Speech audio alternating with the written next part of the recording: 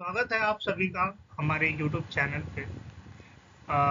आज के इस लेक्चर सीरीज में हम डिस्कस करेंगे फार्माकोपियाज के बारे में, यानी कि फार्माकोपिया क्या होते हैं, और उसके साथ ही हम इंट्रोडक्टरी लेक्चर लेंगे थोड़ा थोड़ा डिटेल इंडियन फार्माकोपिया के बारे में, ब्रिटिश फार्माकोपिया के बारे में, यूनाइटेड स्टेट फार्माकोपिया के बारे में और एक्स्ट्रा फार्माकोपिया के बारे में। इस लेक्चर सीरीज में हम कंप्लीट डिटेलिंग जानेंगे फार्माकोपियाज और डिफरेंट टाइप ऑफ फार्माकोपियाज और नेशनल फॉर्मूलरी के बारे में जो वर्ल्ड के डिफरेंट कंट्री द्वारा अपनाए जाते हैं।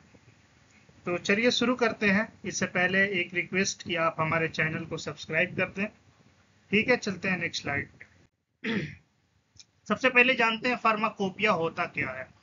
तो pharmacopoeia is the official book of standard for drug prepared by any country or regulatory body to specify the standard of identity, purity and strength for the drug imported, manufactured or distributed throughout the country or a specific region। यानी कि जो pharmacopoeia होता है वो official book होता है। क्या होता है? ऑफिशियल बुक होता है। किसके लिए? ड्रग के स्टैंडर्ड्स के लिए। एक ऑफिशियल बुक होता है जो ड्रग के स्टैंडर्ड को बताता है। वो ड्रग जो किसी भी कंट्री के द्वारा प्रिपेयर किया जाता है या फिर उस कंट्री के रेगुलेटरी बॉडी के द्वारा प्रिपेयर किया जाता है। और फार्माकोपिया क्या करता है कि उस ड्रग की जो स्टैंडर्ड्स हैं, यानी स्टैंडर्ड्स में उसकी जो आइडेंटिटी है, उसकी जो प्यूरिटी है और उसका जो स्ट्रेंथ है कि कौन से ड्रग कौन से पैरामीटर से आइडेंटिफाई किए जाएंगे, उसकी प्यूरिटी क्या होगी और उसका स्ट्रेंथ क्या होगा, इन सब ड्रग्स के जो ये तीनों पैरामीटर्स हैं उसको वो फार्माकोपिया अपने अंदर कंटेन करता है। ठीक है, अब ये ड्रग आएंगे कहाँ से? तो जो ड्रग इंपोर्टेड है यानी दूसरे कंट्री से आए हुए हैं, या फिर मैन्युफैक्चर्ड है, उसी कंट्री में बनाई गई है, या फिर distributed through out the country और स्पेसिफिक रीजन, या किसी ड्रग को उसी कंट्री के अंदर डिस्ट्रीब्यूट किया गया है या वर्ल्ड के दूसरे रीजन में डिस्ट्रीब्यूट किया गया है। इन सब का जो स्टैंडर्ड है वो कंटेंट कौन करता है? फार्माकोपिया। ठीक है, दूसरी हेडिंग है it is a book containing collection of monograph and published by N authorised body like government और फार्मास्यूटिकल सोसाइटी। इस बुक के अंदर मोनोग्राफ होते हैं। मोनोग्राफ, अब मोनोग्राफ क्या है ये हम नेक्स्ट स्लाइड में जानेंगे। तो इस फार्माकोपिया के अंदर मोनोग्राफ रहते हैं जिसको पब्लिश वहां की जो गवर्नमेंट रहती है या तो वो करती है या कोई फार्मास्यूटिकल सोसाइटी करती है या गवर्नमेंट के अंदर ही कोई फार्मास्यूटिकल बॉडी करती है। अब फार्माकोपिया वर्ड कहां से आया? फार्माकोपिया वर्ड आया फार्माकॉन से, जिसका मतलब होता है ड्रग। हम पिछले लेक्चर में जान चुके हैं। और फार्माकोपिया में कोपिया POIEO वर्ड से निकल के आया है जिसका मतलब है मैक। तो ड्रग मैकिंग के जो वर्ड होते हैं ना उसको हम फार्माकोपिया के नाम से जानते हैं। और इसका POIEO का मतलब एक कॉम्बिनेशन भी होता है, जो मैक और कॉम्बिनेशन किसका? ड्रग का, जो किसी भी फॉर्मूला का हो सकता है और कोई स्टैंडर्ड हो सकता है जो एक ड्रग को बनाने के लिए जरूरी हो। ठीक है, चलते हैं हम नेक्स्ट स्लाइड पे। अब हमारे पास है मोनोग्राफ, यानी मोनोग्राफ क्या होता है? तो monograph is a collection of detailed information on a particular drug, its dosages, form and method of analysis. Suppose कीजिए कि कोई हमारे पास ड्रग है, ड्रग यानी सपोज कीजिए पैरासीटामोल है हमारे पास, ड्रग PCM पैरासीटामोल, ये ड्रग है। अब इस ड्रग के बारे में जितनी इंफॉर्मेशन होगी वो कहाँ कंटेन होगी? मोनोग्राफ में। अब PCM किस किस डोजेज फॉर्म में दिया जा सकता है, यानी सिरप में दिया जा सकता है, टैबलेट में दिया जा सकता है, इंजेक्शन में दिया जा सकता है, इसकी डिटेलिंग भी मोनोग्राफ में रहेगी।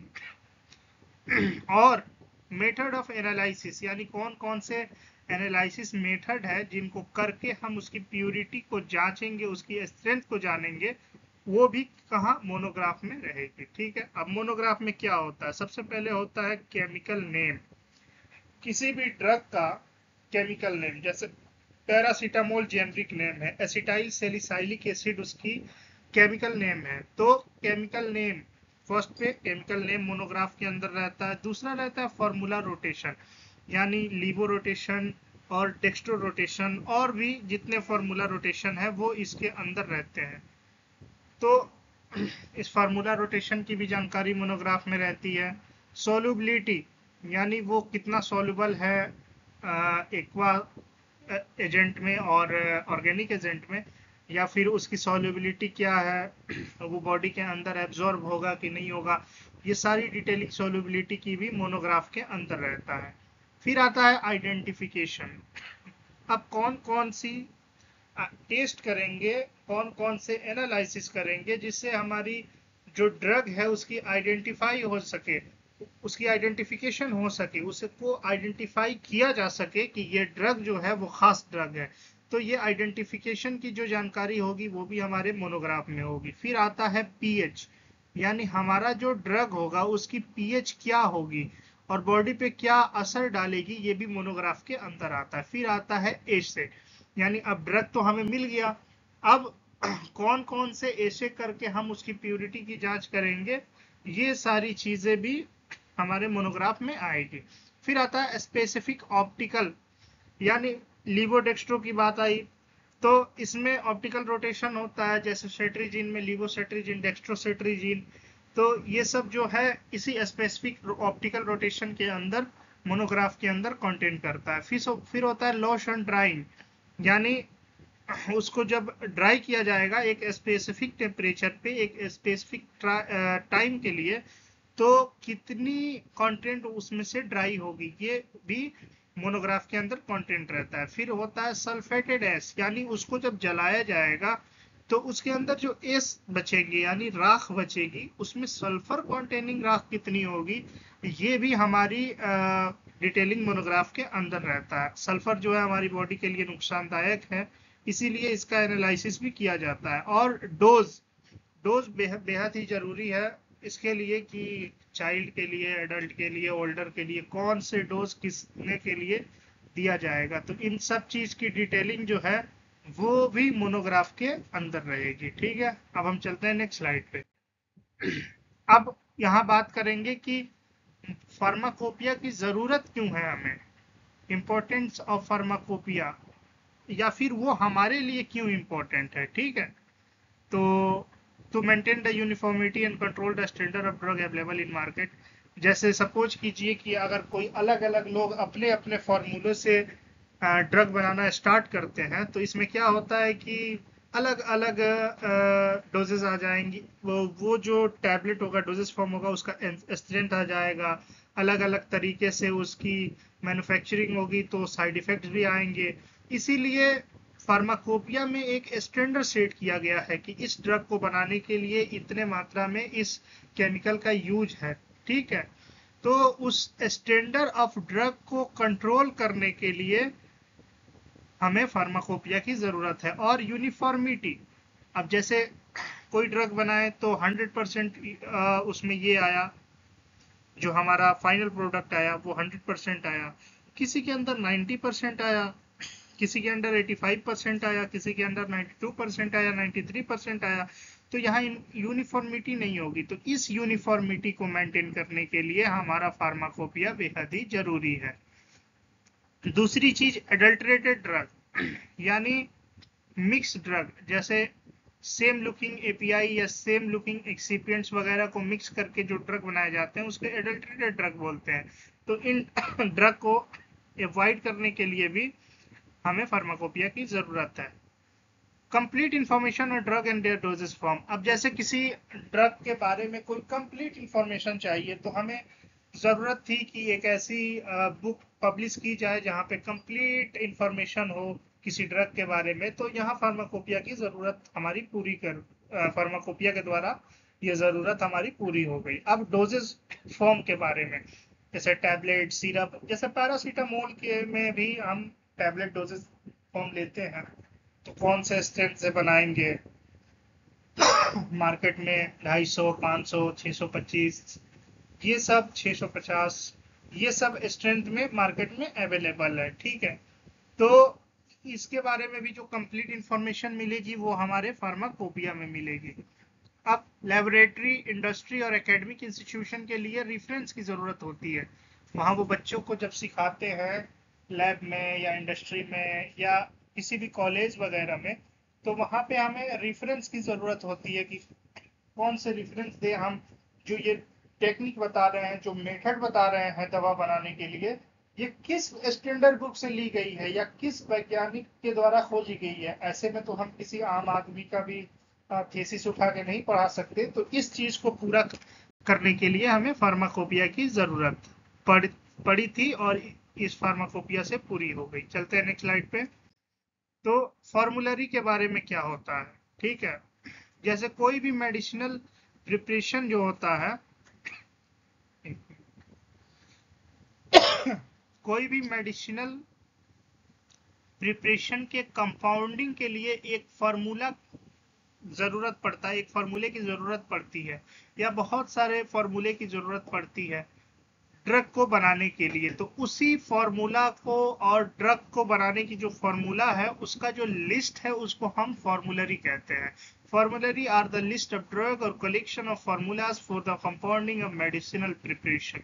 मेडिसिनल प्रिपरेशन के लिए कंपाउंड करने के लिए जो फार्मूला की जरूरत है या जो ड्रग की जो लिस्ट है, इन दोनों चीजों का कॉम्बिनेशन, ये तीनों चीज फॉर्मूलरी के अंदर हमारी आती है। ठीक है, अब फॉर्मूलरी जो है वो थेरेप्यूटिक्स पे बहुत कॉम्प्रिहेंसिव डिटेल रखती है, यानी कि कैसे डोजेस देना है और कितने डोज में देना है, कितने दिनों तक देना है, ये थेरेप्यूटिक्स वगैरह में पढ़ाई जाती है। तो इसकी जो कंप्लीट डिटेलिंग है वो हमारी फॉर्मूलरी के अंदर आती है। ठीक है, और ये सारे बुक्स का जो कंपाइलेशन है या कलेक्शन है, इसको कलेक्टिवली हम किस नाम से जानते हैं, ड्रग कॉम्पेंडिया के नाम से। ठीक है, फार्माकोपिया और फॉर्मूलरी दोनों को जब कलेक्शन कर लेते हैं तो एक नाम से जानते हैं हम, जिसको हम ड्रग कॉम्पेंडिया कहते हैं। ठीक है, चलते हैं नेक्स्ट स्लाइड पे। अब आते हैं थोड़ा सा इंडियन फार्माकोपिया के बारे में जानेंगे। ठीक है, तो जो पहला फार्माकोपिया था इंडिया के अंदर वो 1868 में वजूद में आया था। ठीक है, जिसको एडवर्ड जॉन वायरिंग ने एडिट किया था। ठीक है, आजादी के पहले ब्रिटिश फार्माकोपिया इंडिया में यूज हुआ करता था, आजादी के पहले। ठीक है, अब 1946 में क्या हुआ, भारत की गवर्नमेंट ने एक लिस्ट जारी की फार्मा, जिसमें ड्रग वगैरह की इंफॉर्मेशन थी, तो उसे द इंडियन फार्माकोपिया लिस्ट के नाम से जाना गया। फिर सर आर एन चोपड़ा के अंडर एक कमेटी फॉर्मेशन हुई। ठीक है, जिसकी chairmanship sir R N Chopra को दी गई और भी 9 मेंबर उसमें थे। जो द इंडियन फार्माकोपिया लिस्ट थी उसको इन लोगों ने प्रिपेयर किया। ठीक है, health department of health, government of India Delhi के द्वारा ये फंडेड था और उसी के अंडर में ये प्रिपेयर भी हुआ था सर आर एन चोपड़ा के चेयरमैनशिप में और भी 9 लोगों के मौजूदगी में 1946 में। ठीक है, और 1948 में क्या हुआ, गवर्नमेंट ऑफ इंडिया ने अपना इंडियन फार्माकोपिया कमेटी का फॉर्मेशन किया, अपॉइंट किया 1948 में, जिसका काम था फार्माकोपिया ऑफ इंडिया को प्रिपेयर करना। ठीक है, और इस कमेटी की जो टीनर थी, यानी जो क्या कहते हैं, जो लाइफ थी, यानी जो पीरियड थी वो 5 साल की थी। ठीक है, फिर इंडियन फार्माकोपिया कमेटी जो फॉर्मेशन हुई उसकी चेयरमैनशिप दी गई डॉक्टर वी एन घोष को और उन्होंने ही first edition Indian pharmacopoeia publish किया 1955 में। ठीक है, अब इसको जो फार्माकोपिया, इंडियन फार्माकोपिया था, उसको इंग्लिश में लिखा गया था और जो ऑफिशियल टाइटल जो था वो लैटिन में लिखा गया था, जो वर्ड स्टाइल है उस लैटिन में। इसमें 986 मोनोग्राफ थे उस समय। ठीक है, अब इस फर्स्ट एडिशन फार्माकोपिया का जो सप्लीमेंट था वो 1960 में पब्लिश हुआ। ठीक है, फिर second edition of pharmacopoeia publish हुआ 1966 में, जिसकी चेयरमैनशिप डॉक्टर बी मुखर्जी को दी गई थी। ठीक है, और इसमें जो ऑफिशियल टाइटल था मोनोग्राफ का वो इंग्लिश में आ गया, लैटिन से इंग्लिश में आ गया। ठीक है, और इसमें जो डोज एक्सप्रेस हुए थे, कैलकुलेट हुए थे या एक्सप्रेस किया गया था, उसे मैट्रिक सिस्टम से किया गया था। ठीक है, टैबलेट और इंजेक्शन के लिए यूजुअल स्ट्रेंथ दिया गया था, जो यूजुअल एज इट इज करके होती है। इसमें जो ड्रग की फॉर्मुलेशन थी वो ड्रग के मोनोग्राफ के जस्ट बाद दिया गया था, एकदम तुरंत बैक टू बैक लिखी गई थी। 274 मोनोग्राफ इंडियन फार्माकोपिया जो 1955 में पब्लिश हुई थी, उसमें से 274 मोनोग्राफ हटा दिए गए थे। ठीक है, और उसके सप्लीमेंट भी, जो सप्लीमेंट 1960 में आया था उसे भी हटा दिया गया था, डिलीट किया गया था, और 93 नए मोनोग्राफ को उसमें ऐड किया गया था। और सेकेंड फार्माकोपिया जो थी इंडियन फार्माकोपिया, उसका सप्लीमेंट 1975 में आया। ठीक है, फिर इसका अमेंडमेंट हुआ तो 126 और मोनोग्राफ इसके अंदर आए और 250 मोनोग्राफ को अमेंडेड किया गया, थोड़ा सा संशोधित किया गया, और कोलेरा वैक्सीन को भी इसके अंदर से हटा दिया गया था। थर्ड एडिशन जो था इंडियन फार्माकोपिया का वो 1985 में पब्लिश हुआ, जिसके 2 वॉल्यूम और 9 अपेंडिसेस थे। 261 नए मोनोग्राफ इसमें ऐड किए गए थे और 450 मोनोग्राफ इससे डिलीट किए गए थे। ठीक है, इसमें अडेंडम 1 जो हुआ इंडियन फार्माकोपिया की, वो 1989 में पब्लिश हुई थी, जिसमें 46 न्यू मोनोग्राफ ऐड किए गए थे और 126 मोनोग्राफ को संशोधित किया गया था, अमेंडेड किया गया था। अडेंडम 2 जो हुआ पब्लिश हुआ 1991 में, जिसमें 62 नए मोनोग्राफ को ऐड किया गया और 110 मोनोग्राफ को संशोधित किया गया, यानी सुधार किया गया। चौथा एडिशन जो आया इंडियन फार्माकोपिया का वो 1996 में आया, डॉक्टर नित्यानंद के चेयरमैनशिप में। ठीक है, और 1 दिसंबर 1996 को इसको मतलब लागू कर दिया गया, इफेक्टिव हो गया ये काम में। इसके अंदर 1149 मोनोग्राफ थे और 123 अपेंडिसेस हुए थे, यानी संशोधन हुए थे। ठीक है, 294 नए मोनोग्राफ को जोड़ा गया था और 110 मोनोग्राफ को डिलीट किया गया था। अडेंडम 1 जो था उसको 31 दिसंबर 2000 से क्या किया गया कि इफेक्टिव कर दिया गया, यानी वो लागू हो गया, और 42 नए मोनोग्राफ को ऐड किया गया। अडेंडम 2 को 30 जून 2003 से लागू किया गया और जिसमें 19 नए मोनोग्राफ ऐड हुए। 1996 में इंडियन फार्माकोपिया का वेटरिनरी सप्लीमेंट आया, जिसमें एनिमल से रिलेटेड ड्रग के बारे में इंफॉर्मेशन थी। इसमें 208 नए मोनोग्राफ को ऐड किया गया और 4 संशोधन किए गए। ठीक है, अब आते हैं कुछ डिटेलिंग में। तो यहाँ पे टेबल है, फर्स्ट एडिशन 1955 में पब्लिश हुआ 986 मोनोग्राफ के साथ, उसका सप्लीमेंट 1960 में आया। सेकेंड एडिशन हमारा 1996 में 890 मोनोग्राफ के साथ पब्लिश हुआ और उसका सेकेंड एडिशन जो सप्लीमेंट का था वो 1975 में आया। थर्ड एडिशन हमारा 1985 में पब्लिश हुआ, इसके अंदर 2 वॉल्यूम थे। IUPAC सिस्टम ऑफ नोमेनक्लेचर था इसमें, एनालिटिकल टेक्निक जैसे इलेक्ट्रोफोरेसिस, फ्लोरीमेट्री और UV spectroscopy analysis technique, 6 tablet का डिसोल्यूशन टेक्निक, लिमिट जो माइक्रोबियल कंटामिनेशन होता है उसका लिमिट टेस्ट, ये सब चीजें हमारे थर्ड एडिशन में आई थी। ठीक है, इसका तीसरा एडिशन जो है 1989 में आया सप्लीमेंट का, और इसमें तीसरा अडेंडम जो हुआ वो 1991 में हमारा हुआ। ठीक है, फोर्थ एडिशन जो था हमारा वो पब्लिश हुआ 1996 में। ठीक है, इसके अंदर भी 2 वॉल्यूम थे और 1149 मोनोग्राफ थे, और इसमें नए मोनोग्राफ जैसे क्रीम, जेल, आई ड्रॉप से मोनोग्राफ ऐड किए गए थे, और इसमें मेथड ऑफ प्रिपरेशन और एनालिटिकल मेथड जैसे HPLC वगैरह को ऐड किया गया था। इसमें क्वालिटी कंट्रोल की प्रोसेस टेक्निक को ऐड किया गया था। इसमें जो एडेंडम फोर्थ जो आया एडिशन की वो 2000 में हुई, सन 2000 में। फिर सप्लीमेंट का चौथा एडिशन 2000 में ही आया। इसमें हमारा वेटरनरी प्रोडक्ट्स के इंफॉर्मेशन भी आए।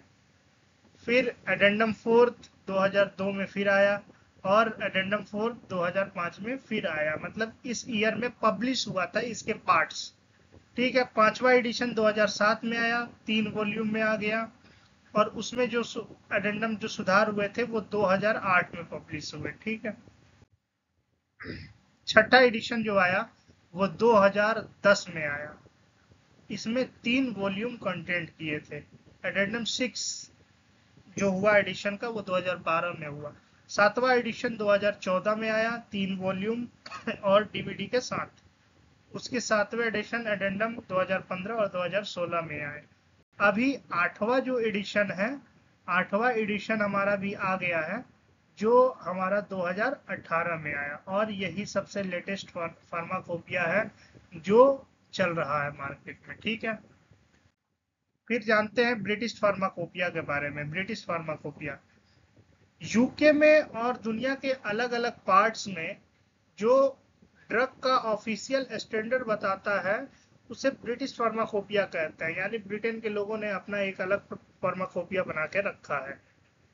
जनरल मेडिसिन काउंसिल जो है ब्रिटेन की, उन्होंने सबसे पहले इसे पब्लिश किया था। बाद में उसका नाम फार्मास्यूटिकल कमीशन हो गया। ठीक है, फार्माकोपियल कमीशन फिर से रिकॉन्स्टिट्यूएंट हुआ, टाइम टू टाइम बदलते रहा, और अभी सबसे नया एडिशन जो चल रहा है वो ब्रिटिश फार्माकोपिया का पब्लिश हुआ है। ठीक है, जो फर्स्ट एडिशन था ब्रिटिश फार्माकोपिया का वो 1864 में पब्लिश हुआ था, जिसके अंदर एक्सट्रैक्ट्स और क्रूड ड्रग के बारे में इंफॉर्मेशन थी।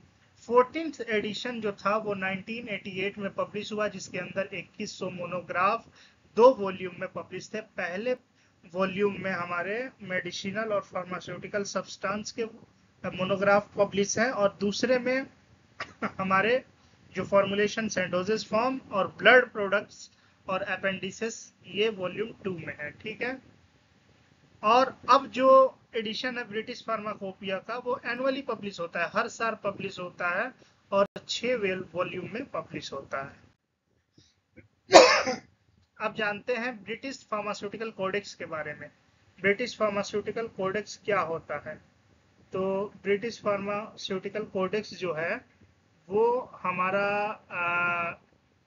रेफरेंस बुक के तौर पे तैयार किया गया है। ठीक है, जो फिजिशियन और डिस्पेंसिंग फार्मासिस्ट को दिया जाता था। ये ब्रिटिश फार्मास्यूटिकल कोडेक्स ये 1907 में पहली बार पब्लिश हुआ था, council of pharmaceutical society Britain के द्वारा। ठीक है, उसके बाद सब्सिक्वेंट यानी बार बार रिवीजन कर करके और उसके अलग अलग बुक पब्लिश होते हैं। तो उसके बाद वहाँ की जो मेडिसिन कमीशन थी, उन्होंने एक स्टेटमेंट दिया कि एक ही बुक होनी चाहिए मेडिसिन के स्टैंडर्ड को बताने के लिए, ताकि लोग अलग अलग फॉर्मुलेशन की तरफ ना जाए, अलग अलग डोजेस की तरफ ना जाए। तो उस स्टेट के बाद जो मेडिसिन कमीशन वहाँ की दी स्टेटमेंट दी, उसके बाद बीपीसी को डिसकंटिन्यू कर दिया गया, यानी उसको रोक दिया गया, हटा दिया गया ब्रिटेन फार्मास्यूटिकल कोडेक्स को। ठीक है, और बीपीसी को बाद में क्या किया गया, द फार्मास्यूटिकल कोडेक्स के नाम से पब्लिश किया गया। ठीक है, और उसको इंसाइक्लोपीडिया के रूप में प्लान किया गया कि इनको इंसाइक्लोपीडिया के रूप में पब्लिश करके इसे रख दिया जाएगा, तो बाद में इसे इंसाइक्लोपीडिया के रूप में पब्लिश किया गया। अब जानते हैं कि ब्रिटेन फार्माकोपियल कॉन्टेक्स्ट जो है वो कैसे अलग है ब्रिटेन फार्माकोपिया की तरफ, फार्माकोपिया से। ठीक है, तो ब्रिटेन फार्मास्यूटिकल कोडेक्स जो है उसके अंदर बहुत सारे ड्रग थे और प्रिपरेशन की जानकारी थी। ठीक है, और इसके अंदर बहुत सारे एडिशनल इंफॉर्मेशन भी थे, जैसे ड्रग का स्टैंडर्ड, सर्जिकल ड्रेसिंग की जानकारी, फार्मास्यूटिकल प्रिपरेशन की जानकारी। और इसके अंदर जो था वो ड्रग का मोड ऑफ एक्शन और यूज दोनों को बताया गया था, जो आमतौर पे फार्माकोपिया में नहीं होता है। कुछ ऐसे फॉर्मुलेशन थे जिनको आमतौर पे हटा दिया गया, उसके भी फॉर्मूला और प्रिपरेशन मेथड को बीपीसी के अंदर कॉन्टेनिंग, मतलब उसके अंदर वो चीजें मौजूद थी। अब आता है ब्रिटिश नेशनल फॉर्मूलरी, बीएनएफ के बारे में। ठीक है, तो ब्रिटिश नेशनल फॉर्मूलरी क्या थी? एक सोर्स थी, source of essential information on drug, drug के बारे में जो भी इसेंशियल इंफॉर्मेशन है उसका एक सोर्स था, जिसे ड्रग और मेडिसिन दोनों के बारे में जानकारी थी, जिसे पब्लिश किया था pharmaceutical society of great Britain and Britain medical association ने। तो ये सब जानकारी थी उसके अंदर। इसके अंदर फार्माकोलॉजिकल क्लासिफिकेशन ऑफ ड्रग भी गिवन था, यानी फार्माकोलॉजिकल एक्शन के द्वारा जिस क्लासिफिकेशन ड्रग का क्लासिफाई जो किया गया है वो क्लासिफिकेशन इसके अंदर मौजूद थी।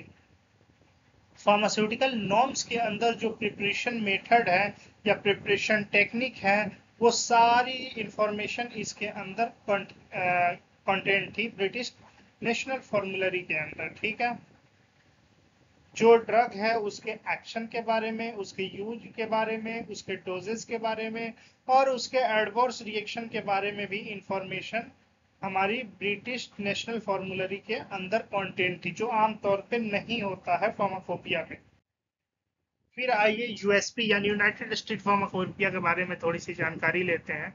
United States Pharmacopoeia and the National Formulary are recognized as the official compendia and are used as a reference book for determining the strength, quality, purity, packaging and labeling of drug and other related articles. US में यानी United state में जो official कॉम्पेंडिया है यानी book है, जिसको recognise किया गया है किसी भी ड्रग के strength, quality, purity, packaging, labelling और उससे रिलेटेड जितने आर्टिकल हैं उसकी इंफॉर्मेशन कंटेन करने के लिए, उसे हम यूनाइटेड स्टेट फार्माकोपिया और नेशनल फॉर्मूलरी के नाम से जानते हैं।